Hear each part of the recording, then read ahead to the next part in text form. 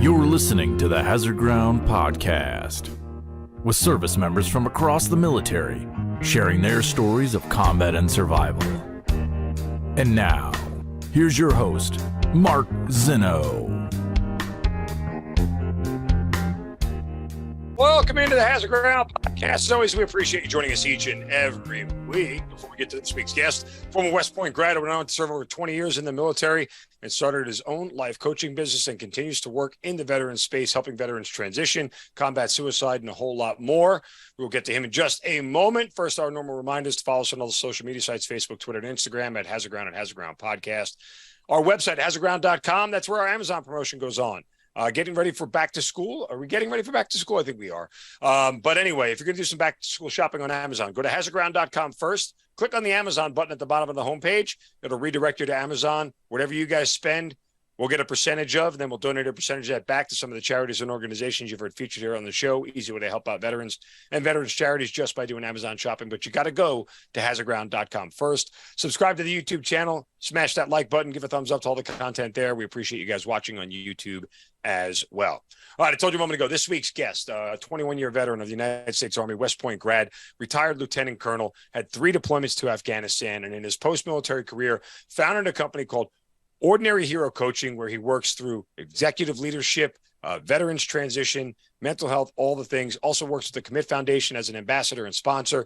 He is Jason Roncoroni, joining us here on the Hazard Ground Podcast. Jason, welcome, and thank you so much for being here. Oh, listen, thank you so much for having me. It's great to be here. I came across you on LinkedIn, which, you know, military space LinkedIn is very, it's like a dearth of really smart people. And I just started reading up on you and found your bio incredibly interesting, your deployment experience, what you did in Afghanistan. And then, of course, the coaching role, right? I mean, anybody who is taking an active role in veterans post-military service is always somebody I'm interested in talking to, because there's nothing cookie cutter about it. No two veterans in their transition or post-military life go through the same experiences, because they didn't experience combat the same way, and they didn't experience the military the same way. So everything's a little bit different. And so I love the idea of what you're doing on multiple different levels. And again, I have to tell the audience this at the outset. It's incredible that you're sitting here talking to me. You survived a heart attack that you suffered on a run. And you posted about this on LinkedIn. I was just like, this is right after I started following, like, wow, that is insane.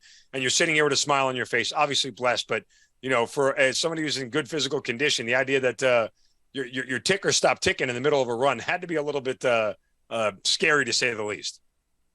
Yeah, it was, you know, what was interesting is that, you know, I think we all bring back things from our service and we package them in different ways. And like so many, you know, people who have experienced different combat types of scenarios throughout their tenure in the service, I assumed that I had everything under control, that I could handle everything. Now, keep in mind that I'm saying this while at the time I'm suffering from a lot of night terrors. I wake up in the middle of the night. I don't know where I am. There are nights when my wife tells me I'm screaming in my sleep and stuff like that. So for context, in my head, I'm thinking that I've got everything under control. And apparently I didn't. And one of the things, you learn a lot about yourself, obviously, when you go through something like this. I had what's often called a widowmaker heart attack. It's the left anterior descending artery that was blocked. It's got about a 12% survival rate. That's if you're in a hospital. Awesome. And I've got no history of cardiac disease in my family. I had a physical 2 days earlier. My blood work was perfect. My blood pressure was great. And what was interesting is that when I was with the cardiologist, as I was recovering in the hospital, he noticed that I military service, and he let me know that veterans are about 6 times more likely to have coronary artery disease. I had no idea. Because again, if you look at my history, I equally have no idea. I just learned that about 7 minutes ago. And so I had no idea. And he was like, that might be part of the reason why. So I'm thinking that I've got everything under control, right? And I didn't. basically what happened was I was just kind of pushing everything in, and it just manifested its spot in that artery. That's the only artery that I have blocked. And, I'm very lucky to be here. And the more you read about it after the fact, the more kind of it gets scary after, in the aftermath, because I had no idea. Yeah. I had never had any chest pain. And when I woke up in the hospital, I still didn't have any pain. So if you didn't tell me that this happened, I would never have believed you. But to me, it was a reminder that, hey, Jason, you brought a lot of junk home, and you can either really deal with it, or it may show up in ways that are not very healthy for you, like this one did. Wow, unreal. Well, God bless you. Glad you're still here with us. Go back to the beginning, West Point. What made you go there? Did you always want to be in the military? Did you always love West Point? No way. I didn't know anything about the military when I was growing up. Same. My infomercial for the military was all of those classic 80s movies, the appropriate documentaries, Red Dawn, Full Metal Jacket, Platoon. That's what I thought the military was for me. I came from a lower middle class family. Both my parents were very poor growing up, and they wanted their kids to go to college because they thought that's how you break out of the lower middle class. I didn't know a damn thing about West Point. I got invited to go to this recruiting event, which was put on by the local congressman. And I thought it was going to be like any of these other kinds of recruiting events that you have for these colleges. You kind of show up, put your name on a mailing list, and you're out the door. And I walked into this place, and there's a cadet there. There's reps from the congressional office. There's alumni reps. Everybody's wearing business professional. And I walk in wearing my ripped up Led Zeppelin concert shirt, my stonewashed jeans, because that was a cool thing in the 80s, and my Chuck Taylor high tops. But I bought their pitch, not because I fell in love with the Army, but because it was different and it was paid for. And honestly, that's how I ended up at the West Point. It's funny. I was very similar in the sense it was just the ROTC route. My grandfather was in World War II. My stepdad was in Vietnam. But yeah, obviously it was nothing that was ever talked about. I wanted to go to college. And ROTC was the easiest way to pay for it. And my indoctrination to the military, I had hair down to here, down to my neck, down to my back, my shoulders when I put on an ROTC uniform. I get yelled at every day for not. But because I wasn't under scholarship yet, they couldn't make me cut it. And they didn't want me to leave the program. Like I had no idea what I was doing. Yes. Serendipity, right? But yeah, it was very similar. I was indoctrinated into the only thing I knew was BLU could be. That was yes. I didn't even see Full Metal Jacket as a kid. I didn't see it until after I got in the military. I'm like, oh, this is what I should have watched before I came here. That's right. But regardless, so you end up at West Point. Your experience there. It's funny. I talk to a lot of people who've gone to West Point. I serve with people. It's a varying degrees of how people view it. Some people went to West Point and they were absolute studs and studettes, and other people went there and just sort of skated by and, hey, somebody's got to finish last here, kind of deal. Which more side did you lean towards? I did well. I do well in an academic and a school type environment. I mean, learning is probably one of my strengths. And so anytime I'm in a situation where I'm going to learn, I did well. I was very, like probably most service academy people, I was remarkably immature. I was very arrogant. I had all of that going for me. Right. I graduated and, even though I came through this leadership crucible, quite frankly, I was pretty much of a jackass when I became a junior officer in the military, and then you send me down to flight school and that just kind of doubles down on all of that. And, probably from the time I graduated from the academy until, I hit my 30s was really the time in my life where I really started to grow up. Yeah. You got a BA, a Bachelor's of Arrogance, right? As you left West Point onto flight school where arrogance reigns supreme. And I don't say that, obviously, I'm kidding. It's not a personal slight, but I've told the story 100 times. I was a cocky lieutenant. I was an idiot. I've always said to people, if I go back and do anything over again, any regrets about my military career, I would have been a better lieutenant. Absolutely would have been a better lieutenant. I owed it to my soldiers. I owed it to my soldiers not to try to be their friend, but to be their leader. And I just had a young, immature attitude about it. I like to stick my thumbs in the eyes of my superiors and buddy up with my subordinate. And that's not, now again, this was a pre 9/11 world, so things are a little different, and so the game changed a little bit, and leadership was a lot more required at a different level in a post 9/11 world, because that's where I was going next. So where were you on 9/11? You were already on active duty, obviously, correct?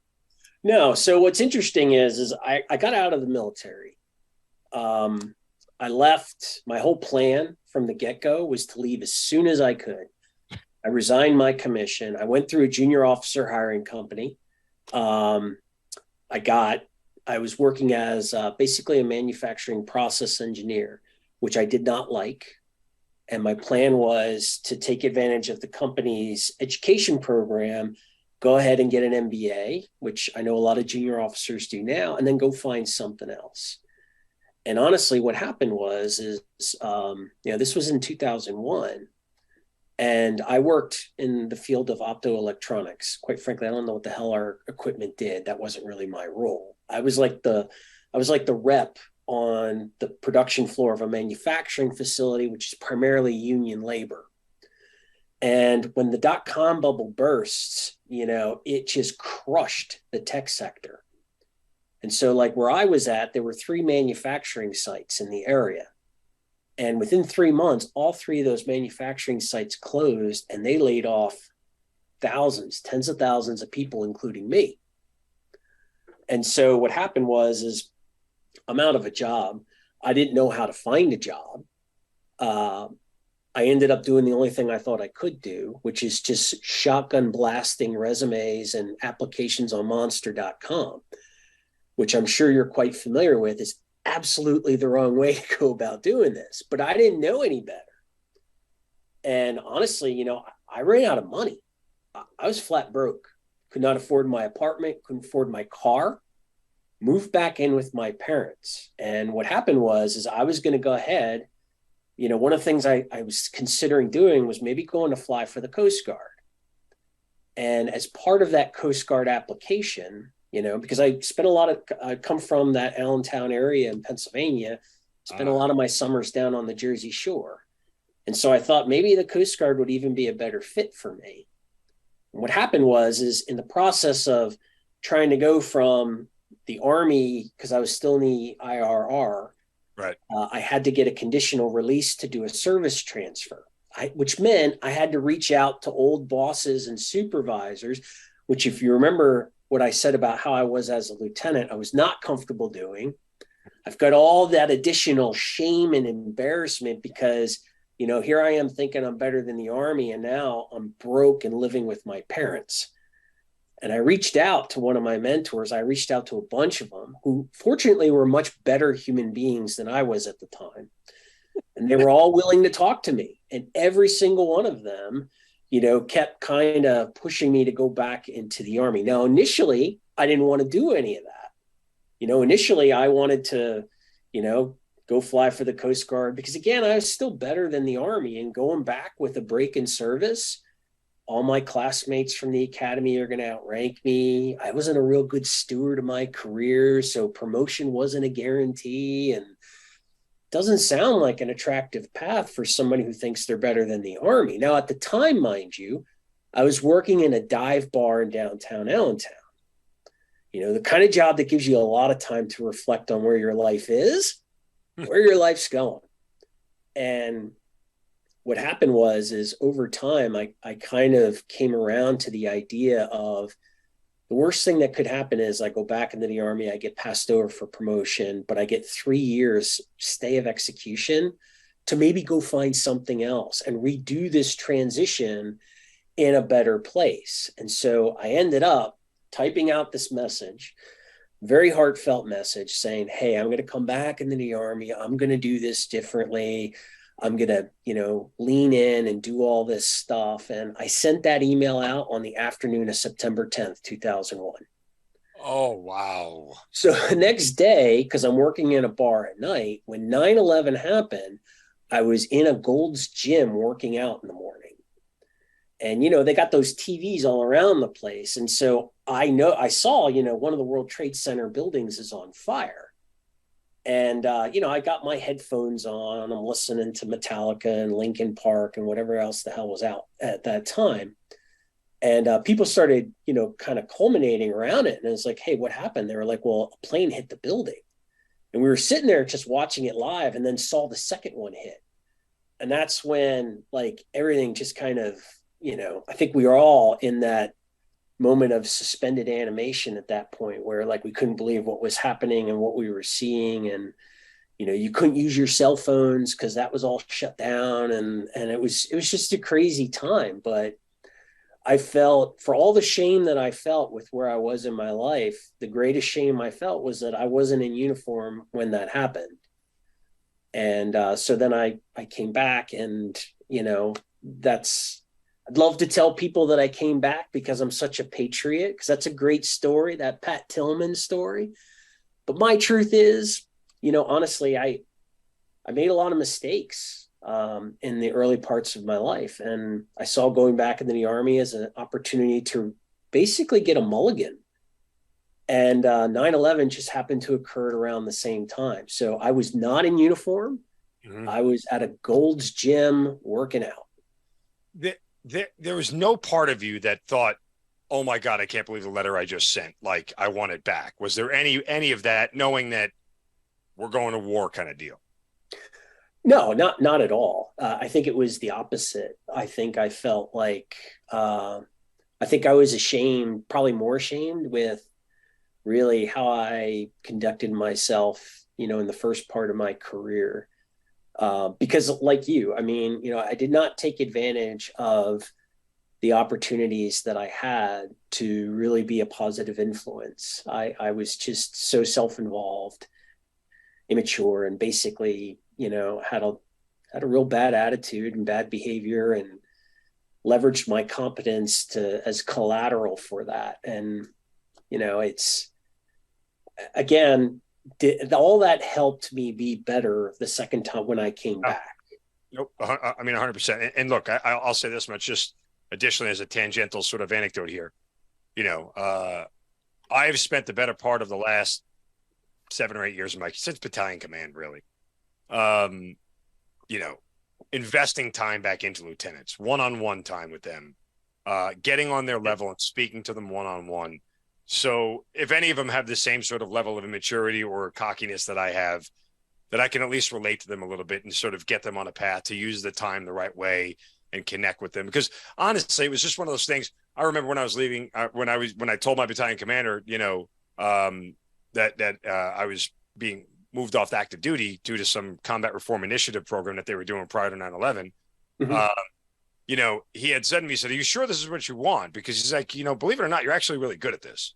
Yeah. And that rung in my ears. I'm like, well, thank you. I appreciate that. Like, it's if a mentor would have leaned into, look at all you're capable of, I might have been more apt to stay.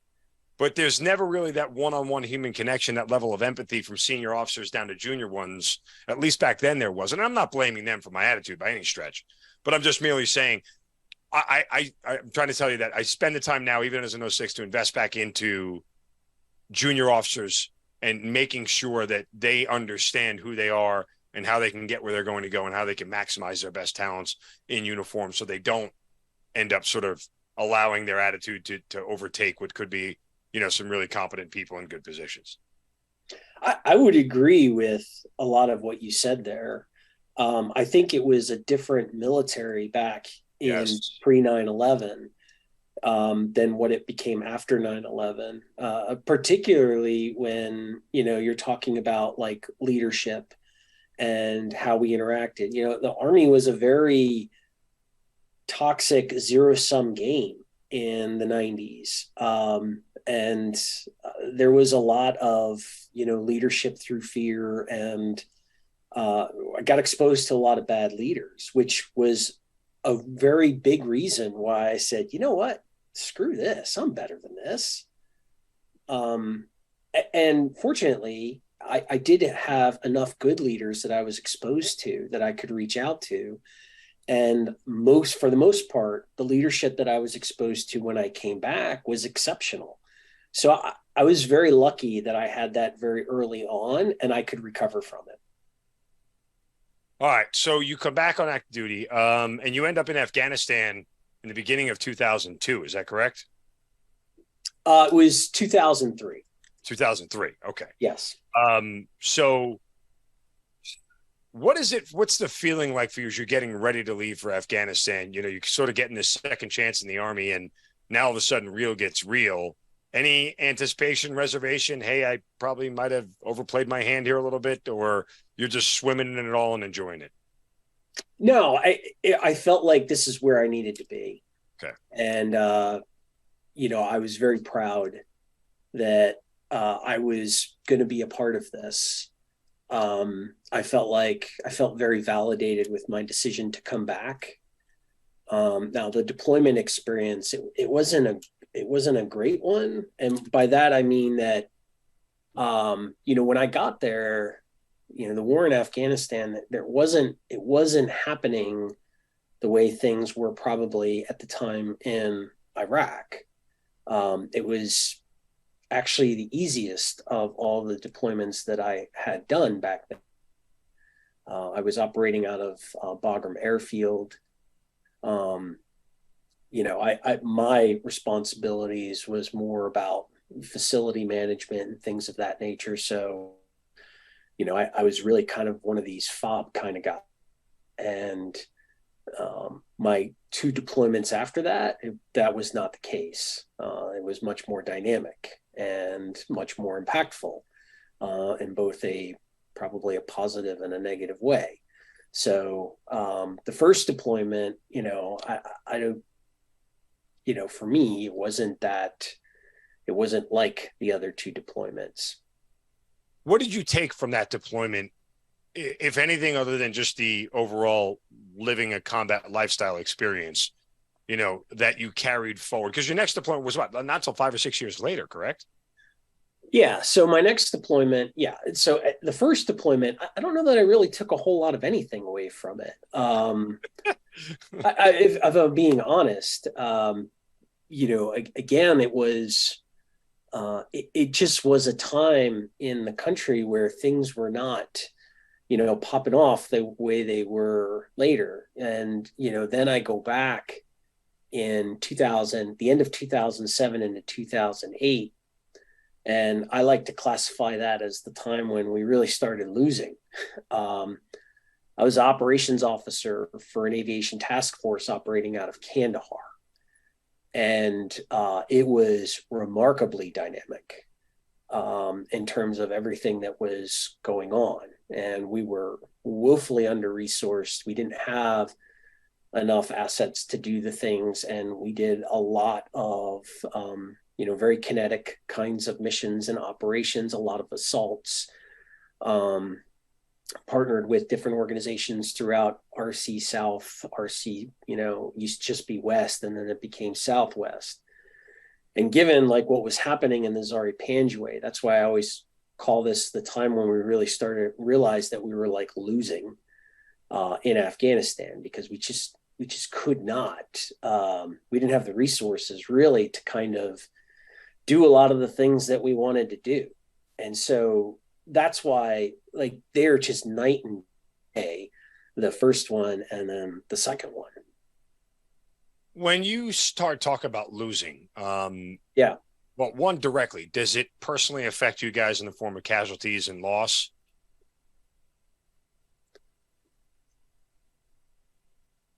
I saw it as, I don't know that I measured it like that per se. Well, the only reason did we experience it? Yes. Okay, like we lost people this time. Mm-hmm. The first time we didn't lose anybody. Right. Well, that's the seminal moment in a sense that it sort of shapes you a little bit differently. So I was curious, from the concept of, well, we lost people, so that feels like a loss. And then, things start in the after effects. It's hard to overcome that L when it's personal, right? Like, even if you go out in other battles, you're still going to feel like you didn't win because you lost people. So that's kind of where I was generating the question from. Yeah, I would definitely agree with that. And, the first casualty we had was probably the most experienced person in the unit. Wow. And so that really affected everybody And, what's really hard is when you've got, and to me, this has always been the challenge of leadership that I think military people have and they experience in very unique ways, which is that this idea of, when you lose somebody like that, when you lose somebody who is really an influencer in the organization that people look up to, you can see like through their own expressions and how people are responding to it, how it affects them. And you can also sense how they're really counting on you to kind of help them get through that. And the challenge is that you're struggling to go through that yourself. You're trying to deal at the same time, but you've got to be able to provide for them. And, it's, to me, that's always been, like what makes the leadership in an environment like that different? Well, it's being in situations where you don't always know what to do, and you've got to make decisions, and you've got to make decisions in a way that inspires a certain level of confidence with the people around you, even though you know that, hey, yeah, this might be the best course of action, but it doesn't make it a great course of action. We got to do certain things here. And a lot of times I'm really uncomfortable doing those things. And that to me is a very unique part of it. And I can remember when, and I'll never forget, when other service members look at you and you can just see in their face, hey man, I had nothing. Right now I'm tapped out. And sir, you better kind of have something for me to get through this. And I'll never forget that look that you get from people in those kinds of moments. And at the same time, you're saying to yourself, I'm kind of tapped out right now too. And, and I think that accumulates over time. And it got to the point that by the time because then I volunteered to stay with the unit to do the next deployment, which was like a year later. And we went right back to southern Afghanistan. This was part of the surge. And now things were really kinetic. Yeah. And about, I don't know, 2/3 the way, I used to just shake uncontrollably when like I would take showers and stuff like that. Because now we lost more people. We're losing more people. And things are happening on a regular basis, and and I flew a lot of medevac, and there are days where we're flying, 9 missions over a 2-day period. And a lot of the casualties are, they're Afghans, part of the ANA, but, these are human beings that, that you're piling what's left of them in the back of your aircraft. And that tends to have a bit of an effect on you over time. And you start really experiencing and start questioning, hey, like what am I doing here? How am I helping? And that's when it really hit me. And that's probably when a lot of this stuff kind of hit a culminating point for me. A couple of questions here, because we skipped a span of time after your first deployment. Sure. Second. Was there a point after your first deployment that sort of validated, or even on that first deployment, that sort of validated your decision to re-enter the Army? Like, hey, this is where I belong. This is where I'm supposed to be. The past is sort of prologue, but here's where I am right now, and I made the right decision. Was there ever that sort of thought, or did that not come to, if at all? I would definitely say that happened. Just not because like the deployment was particularly hard, but just for having participated. Right. Saying, hey, I went off and, I was a part of this, so to speak. I felt totally validated. I was totally committed to the Army. I wanted to do it. And I wanted to continue to run and do the next thing that was asked of me. Absolutely, yes. As you start to experience the idea that we're not winning anymore, or we're not losing, and being a smart guy, even borderlining arrogant, as you said, I had these conversations out loud to myself and with other people while I was in Iraq in 05 to 06. And, the idea of like, this is hopeless. Like we're not going to win anything here.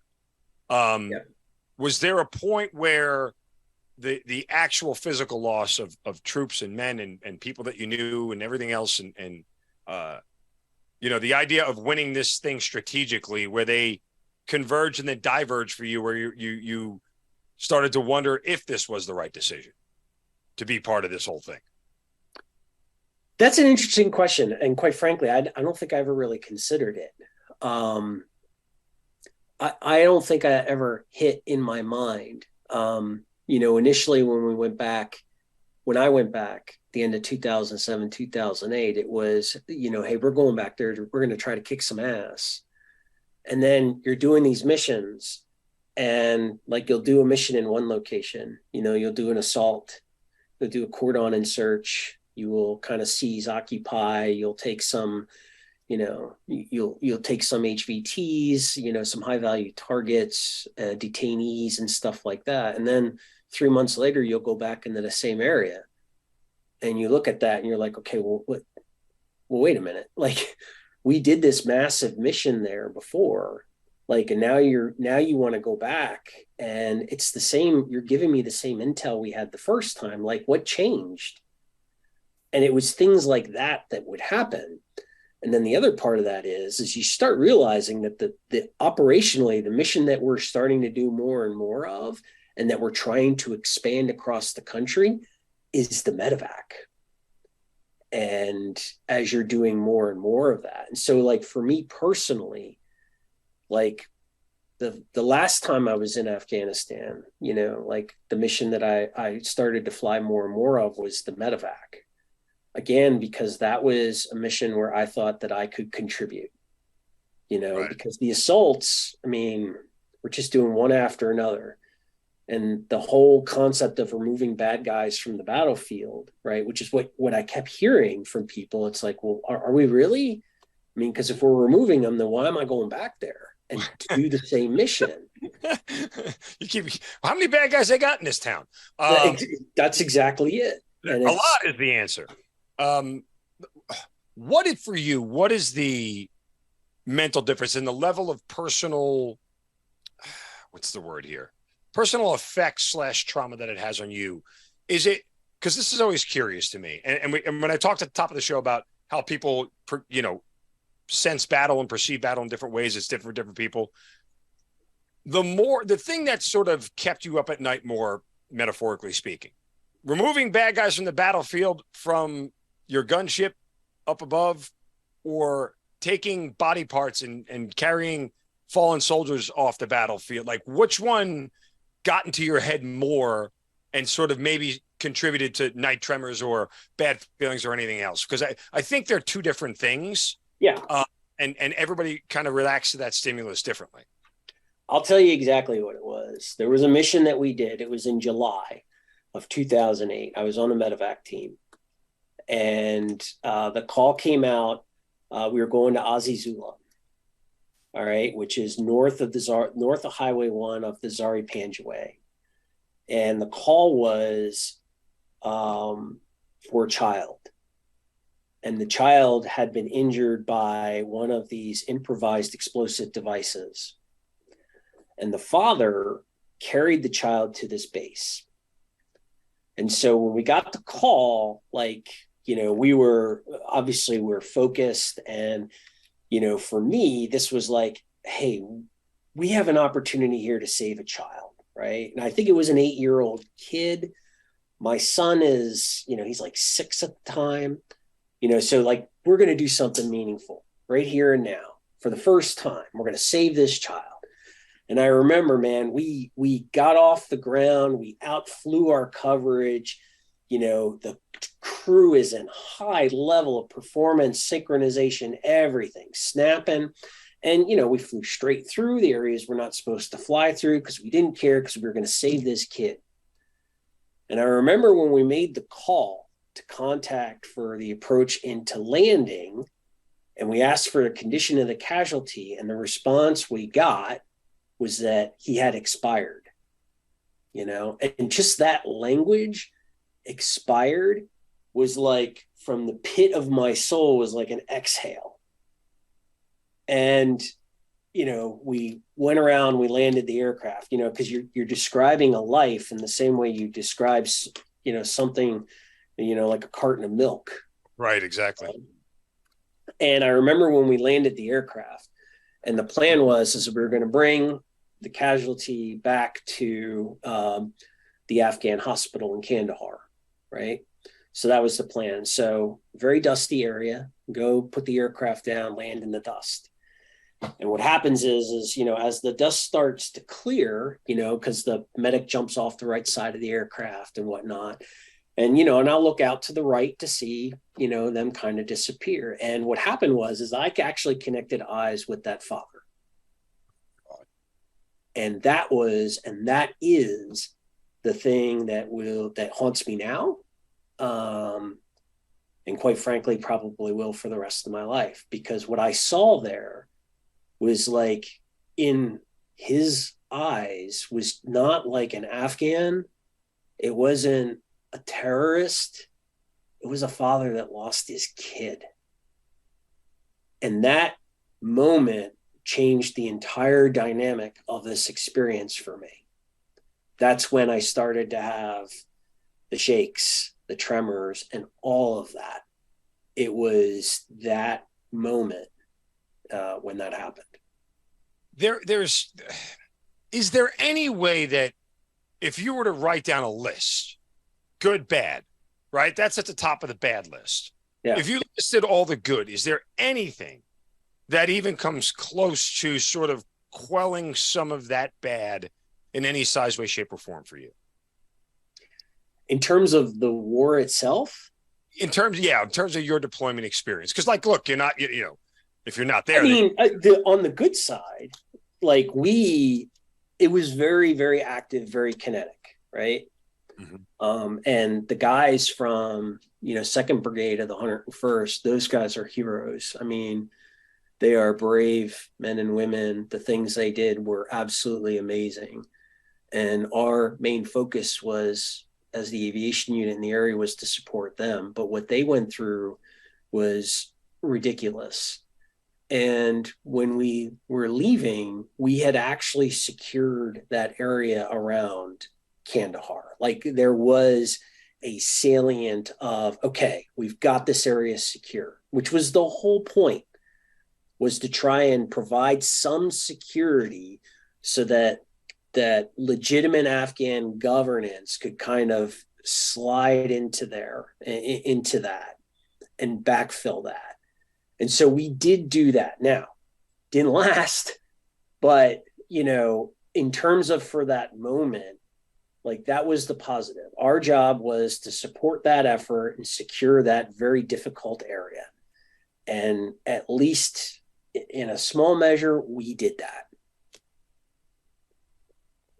It's hard to, and you understand this, and listen, that's a powerful story. And on one hand, I'm sorry that you had to go through it, but on the other hand, I know it's shaped a lot of the work you're doing today.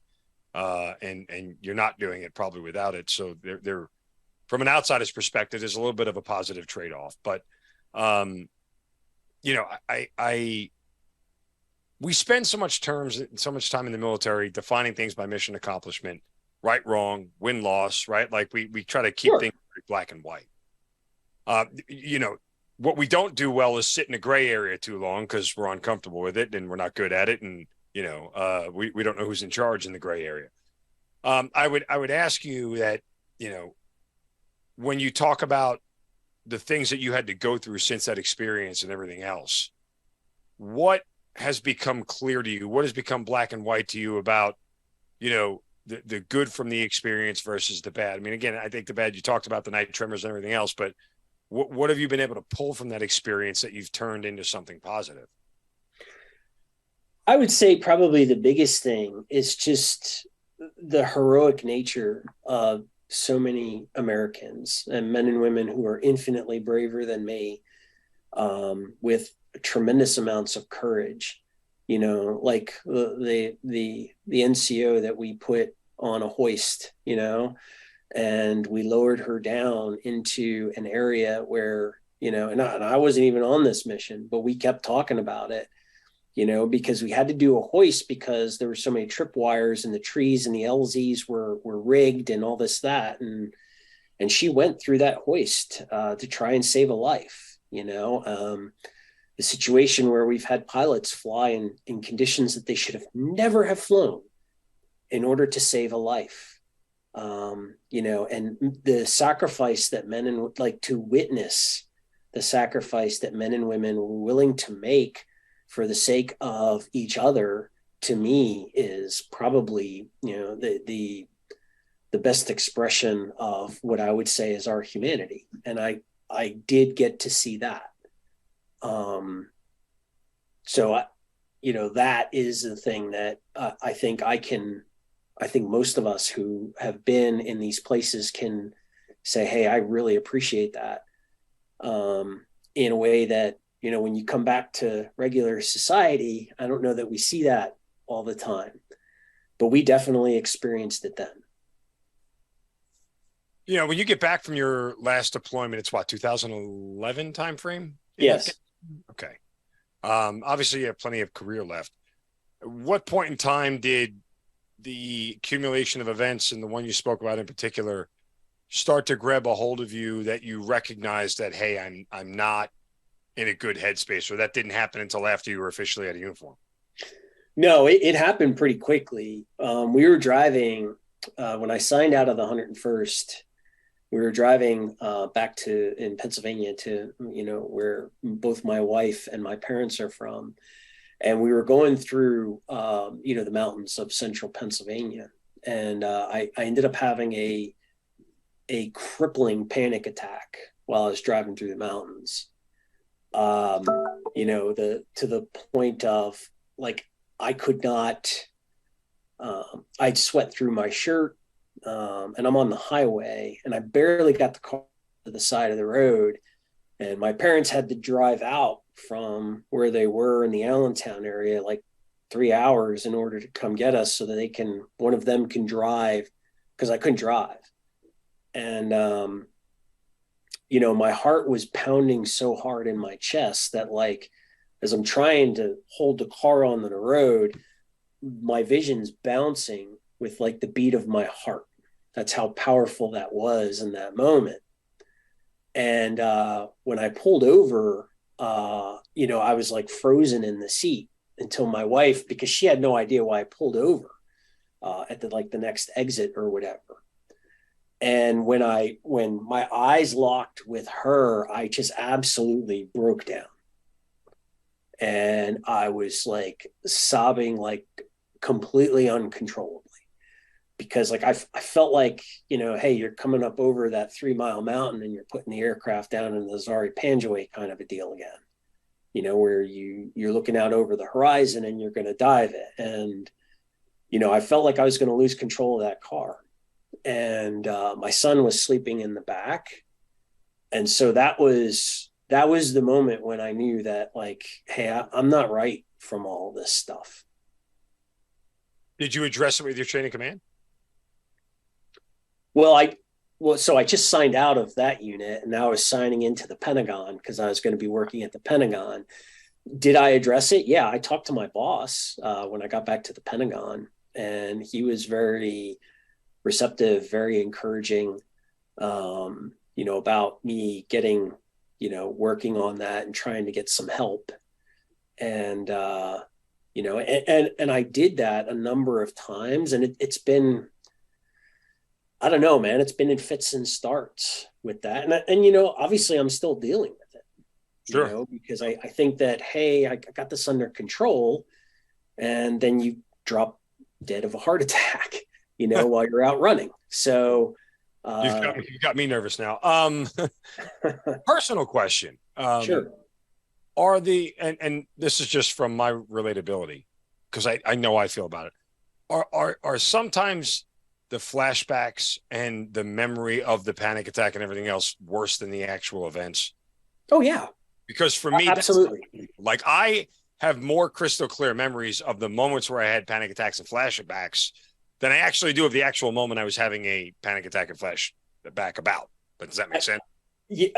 Because when you're in the event, like the reaction makes sense. Like that's how I've kind of, I make sense of it. But when I wake up in the middle of the night and you don't know where you are, like as for example, and you've completely sweat through the sheets, and my heart's racing and I'm breathing uncontrollably. And the thing I got to deal with now is that I actually had a heart attack. So like when things like this happen, like these are not like, okay, you're just having a panic attack. It's not a heart attack. Like I can't really say that anymore. Make sure it's not the real deal.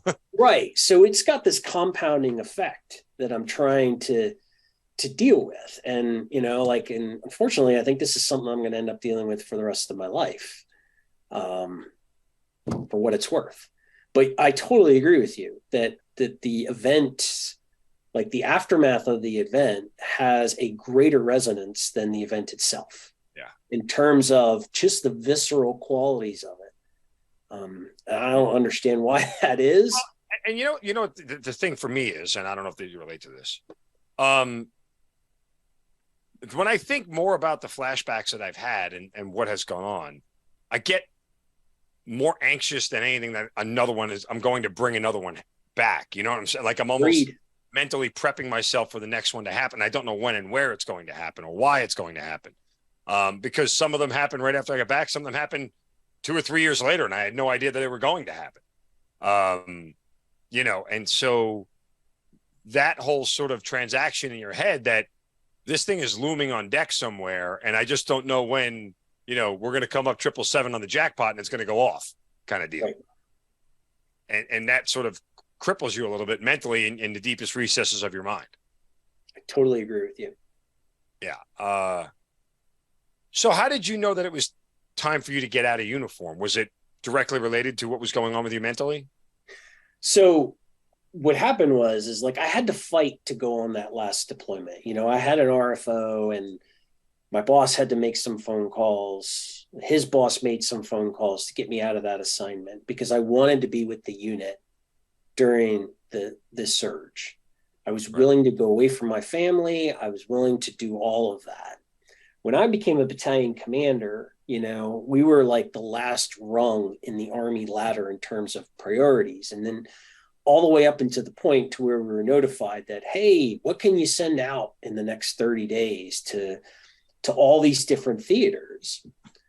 And when that happened, like I was glad that, they didn't want us to go. They just want pieces and parts. Like I wasn't fighting to send the whole battalion. Like I was no longer running towards the sound of the gunfire. And that to me was, the moment where I said, hey, it's time for me to go.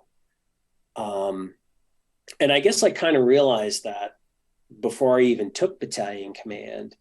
My wife and I were pretty content potentially of just retiring in the DC area.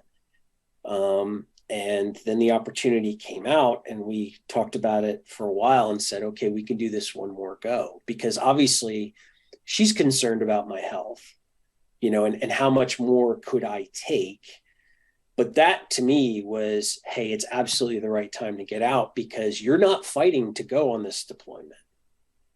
Yeah, I certainly can understand that. So when you get out of the military, do you know what you want to do? Do you understand how you want to proceed with the rest of your life, and how much is it driven by what you're personally dealing with? I had no idea. I had opportunities to help the veteran community, which I thought would be valuable. Because I knew what I had been going through. I got connected with a bunch of different opportunities that just weren't the right fit for me. When I tell people, when you add in like the first year and a half after I retired and you put that together with like my 19-month break in service, that's like a 3-year arc where I had about 8 different jobs. And I really stumbled into this when I was getting my MBA. And, some of the career counselors suggested, hey, have you ever thought about this as a profession? And at the time, I never thought about it. And after I got another job offer that was something that I knew I didn't want to do, that's when I started to take a look at it. How do you begin to understand how to help somebody else when you're not sure if you can help yourself? That's a good question. I think like empathy is the easy answer, right? Like, you know, I can understand you, right? Like I can, sure. I can, you know, relate to you and everything else. But I think, I guess, let me try to not to be so vague in the question. How do you begin to understand the process to help others when you're in the middle of figuring out your process? I think that's part of why you've been through that struggle, is to help others. I'm a big proponent of the whole hero's journey cycle, that Joseph Campbell model of, you know, those things that you experience in that kind of unknown world of adventure. Those are meant to inform how you serve society on the other side. And so that's why, you know, I think that those experiences are given to you for a reason. And the challenge is how do you integrate those experiences in a way that can make life better for others? And that's really what I've been trying to do for the past, since I retired back in 2016. When you when you start this process, how do you know that you want to go into, you know, this coaching role, and you end up starting and founding your own company for it? Like, I mean, that's a serious endeavor. So where does Ordinary Hero Coaching come from, and why'd you start it? So that it's the hero part is part of that hero's journey. You Sure. know, it's based on that. The ordinary part is, you know, when you leave the military, you return to the ordinary world. And so you're no longer a hero in the context of how society sees you. Now you've just got to be ordinary. The extraordinary part of you is everything you experienced. And how do you, you know, recalibrate all of those things in such a way that you can lead and serve society? And that's really what inspires me, is the ability to help men and women do that, and find that passion for life after the service. Because, like me, I believe that they've gone through a lot of these very difficult experiences. There's a lot of lessons that the rest of society can glean from those. And I want to inspire them to step into roles that can help improve our society. I mean, we're more polarized. We're more, I mean, there's a lot of things that, you know, I would say are not going well across our society nowadays. You said it. And I think that military leaders, based on their experience, they have what it takes to help us navigate these very uncertain, complex challenges. You know, the deal is we've got to inspire them to do that. And that's where I see my part as coming, part of my role. Yeah, military leaders have all the keys to figure out how to get us through this, but yet none of them can get elected because the system is broken monetarily. Different conversation. You know, I'm curious about, as you've gone through with Ordinary Hero Coaching, you know, and I've learned this from working with vets myself. You know, there are times you go in there with the best of intentions to help them, and they end up helping you. Mm-hmm. Was there a moment, was there anything that stood out to you in the process of doing this for the last couple of years, where in working with one particular individual, a light bulb goes on for you in a certain area and says, I didn't know that until I met this person or started talking to this person? I think in many ways that happens a little bit with everybody that I work with. Like, I start to see things in an aggregate that I have not seen before, in terms of, you know, like you hit on earlier, everybody's journey is so unique. And I'm learning in working with a lot of these people that even though our journeys are so different, that in many ways we're cut from the same cloth, having to deal with this aspect of service and sacrifice, and this inherent desire to lead the the fray into a positive place. And so it's been very helpful to me through all of this to do this work. In your experience with the coaching, what's the difference in transition? And this is not an easy answer to give because I think there's multiple ones too, but what's the difference in transition for somebody who has, for lack of a better way to phrase it, a high level of PTSD versus a mid-level or a low level? Like, is transition harder or easier based off of something like that? Or is there's no way to sort of formulate the two or correlate the two together? Well, I think there's a couple of things that are at play there. All right. So like the first thing I would say is that like the unresolved trauma is something that has to be resolved in the individual. Right. And I worked with plenty of people who've had those experiences. Now I can't help with that. That's not what coaches do. But there is an aspect of being able to, really put all of your experience in a context, through this idea of post-traumatic growth, where, you are, even though your foundation of beliefs may have been rattled a bit, that you can set new goals, you can integrate new perspectives, you can see new opportunities, which is where I think coaching really can help military leaders and to be able to see that.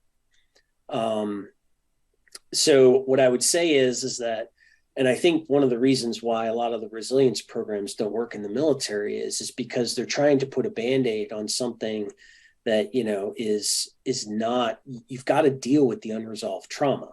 Like you have to handle that first before, you can't go through physical therapy for your shoulder until after you have the shoulder surgery. There's no point in doing the physical therapy. And that's what I think a lot of these initiatives are. Is that you're trying to, do some physical therapy for something and you haven't healed it yet. And so the first part is you got to heal that. Once you've healed that, now we can set an intention for how we grow from it. And so I think those are the two elements that I think we need to spend more time focusing on. And by the way, the website, ordinaryherocoaching.com, where you guys can go check out all of Jason's work and the classes and tutorials and everything that's there. There's a lot there on the website to learn. Just a couple more thoughts here. Sure. I'm curious. I ask this question a lot. What would, battalion commander Jason tell, were you still Lieutenant Jason Roncoroni when you came back after the IR? Were you still lieutenant back then? No, I was a captain. Okay. So what would battalion, if you were your own battalion commander, right? Mm-hmm. What would you say to yourself as a company commander as you started this journey back in the Army that, you would need to know, given what's ahead of you? Great question. I think for me, what I would say is that, leadership it's about showing up in moments where you are really uncomfortable.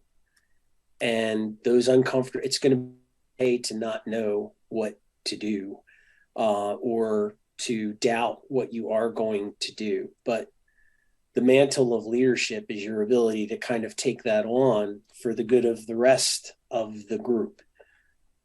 So when you find these uncomfortable situations, you've got to show up. You've got to be willing to stand. And even though you're unsure of yourself, you have to communicate, hey, this is what we're going to do. And here's where we're going or how we're going to do this. And yeah, it's going to be hard for you to do that. But that to me that's the moment of leadership, like in the moments where you're not sure what to do and you're not sure of the outcome, do you still have the courage to stand? And I think that's something that I learned, that it didn't matter how much you told me or you tried to teach me through different scenarios, man, I wouldn't have gotten it. And so if I had a chance to have a conversation, that's kind of what I would say. what does the founder of Ordinary Hero Coaching tell Captain Roncoroni about how to mentally prepare for the trauma and the experience that's ahead of you and how to deal with it going forward? Like, is there a tool in your toolkit you wish you had, a mental way to deal with things, maybe that might have quelled the anxiety, might have put some of these, or dissipated some of these night tremors, things of that nature? Is there anything you can think of? So what I did a lot of research on, like just kind of reading about like physiologically what happens.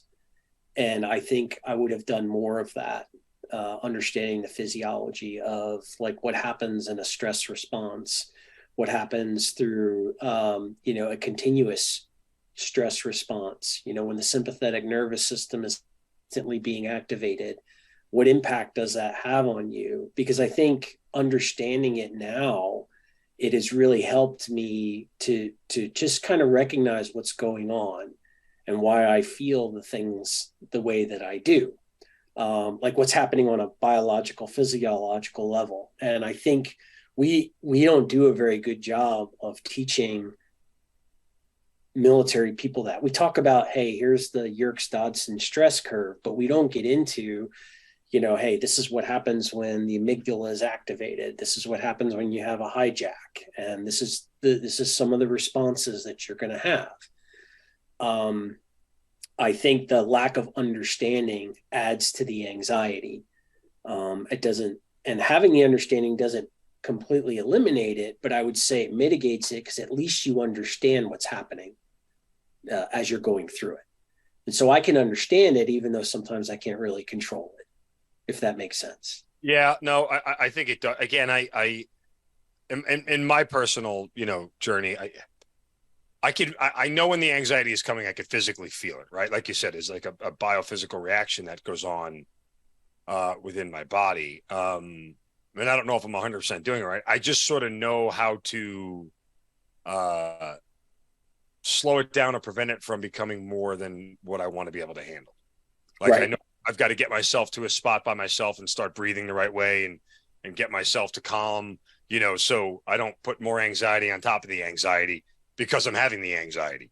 It's that vicious cycle you get in. I'm trying to stop it so badly it's causing more anxiety, and then now I'm getting double the anxiety. Yeah, I think mindfulness is a big thing too that we don't spend a lot of time working on. That's been very helpful for me. That's my cardiac rehab was a lot of mindfulness exercises. We don't do a lot of that because we consider that touchy-feely stuff. But again, if you start looking at the science behind it, because there is a lot of science behind it, you start to understand how this works. It's not a whole bunch of woo. There's a lot of research that goes behind this. That at least gives you a little bit of faith that, we've tried to put some science behind this whole thing. All right. I know you need to run it. Just tell me about the Commit Foundation and what you're doing with them. Because, the special operations community is always much bigger than we think it is. So the Commit Foundation basically works with, a lot of senior leaders and special operators as they're navigating the transition process, typically through retirement. And what makes it unique is that you get one-on-one intimate conversations about where you are and where you want to go with the next phase of your life. These are not group sessions. They are private, confidential, one-on-one conversations where you're creating a higher sense of awareness about where you are in your life and the goals that you want to achieve, and then subsequently paths you can take to achieve them. And so I believe it's really kind of an exemplar program of what should be available to combat veterans, military leaders, retirees as they're leaving the service. And so that's what the Commit Foundation does. What do you tell your family about what you go through? Even your kids? I mean, I'm sure they have questions, right? Well, I was very honest with my kids after the heart attack. And I just kind of answer the questions that they're willing to ask. And I'm happy to talk about it because it helps them. Because, obviously, that affected my kids when they found out their dad had a heart attack. And so I wanted to be completely open with them. So if they wanted to ask me some questions, I'd let them ask me questions. The rest of my family, people don't really want to talk about it, and I'm okay with that. I don't love talking about it. I think like most of us either. But I'm going to be brutally honest if they ask me about it. Why? Because I went through that experience, and I think we owe it to the people who haven't been there to tell the story of what we've been through. So yeah, that's why I'm on this podcast. No, and again, I think it's great. I certainly, love the concept for ordinary hero coaching. I think it's so needed and so necessary. But what drew me to your story more than anything, I mean, so I hate the phrase, the heart attack sort of punctuated it, just because it was just like, oh my God, here's another layer in this whole thing that was part of the whole story. But there's just a continuous sort of rise up factor to your story where you just continue to level up and try to overcome all this stuff, and the idea that you're still helping others in the post military world is absolutely outstanding. So again, ordinaryherocoaching.com is where you can go. Any other places they need to go to check out your work or anything? Oh wait, I did forget, you wrote a book too, didn't you? Wrote a couple, yeah. Oh my God, we forgot to pump these, and how shameful of me to not mention. That's okay. Go ahead, give me the books real quick. So one of the books is Beyond the Military. It's something I give away for free for people who I get through the Commit Foundation, and it basically operationalizes the transition process. And the other one is called The Other Side, which is the story of this heart attack and then integrating a lot of aspects of positive psychology in terms of the transition process. So the first book, Beyond the Military, co-written with Dr. Shauna Springer. And then the second one is called The Other Side, Flourishing in Veteran Life. Dr. Shauna Springer was we actually had her on as a guest on the Hazard Ground to level her expertise here with all of us. So certainly a reputable source, to say the least. But okay, so again, we can get them anywhere. Ordinary Hero Coaching, check out the books. Listen, I'm glad you decided to do this. I'm so happy that we got to hear your story. There's so much to it. Continued health, continued success in all you're doing. Stay calm and keep, what do they say? Keep calm and whatever. Keep calm and coach on. I don't know what you say, but okay. I appreciate your time as always. Jason Roncoroni, thanks for being part of the Hazard Ground. Thank you very much for having me. I really appreciate the time today. You've been listening to the Hazard Ground podcast, hosted by Mark Zinno. If you have an interesting story to tell and you'd like to be on the show, send us an email at producer@hazardground.com. And if you like the show, don't forget to subscribe, rate, and review on Apple Podcasts. Thanks for listening. We'll see you next time.